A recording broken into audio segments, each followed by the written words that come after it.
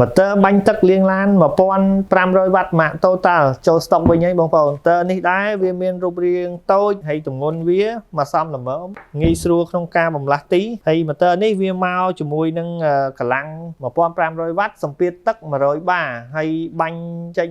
6.7 លីត្រក្នុងមួយនាទីនិយាយទៅ 1500 វ៉ាត់ហ្នឹងខ្លាំងយើងប្រើលក្ខណៈគ្រួសារគឺអែមមែនទែនហើយ motor នេះវាមកជាមួយនឹងទយោបាញ់វាមានប្រវែង 8 ម៉ែត្រ បើយើងគិតទាំងខ្សែភ្លើងទៀតប្រហែលជា 2 ម៉ែត្រទៀតសរុបទៅប្រហែលជា 10 ម៉ែត្រអញ្ចឹងយើងអាចប្រើបានវែងមកជុំបើលាងឡានបានមកជុំឡានហ្មងហើយកាភ្លើងវាមកបែបនេះហើយ motor នេះចំណុចពិសេសរបស់វាមួយទៀតគឺវាបូមបានទាំងក្នុងធុងទឹកបូមបានទាំងពីទឹករត់អញ្ចឹងវាមានភាពងាយស្រួលយើងអាចយកទៅប្រើនៅក្នុងខេត្តក៏បានដែរយើងដាក់ទៅចូលក្នុងពាងក៏អាចបូមចេញមកបាញ់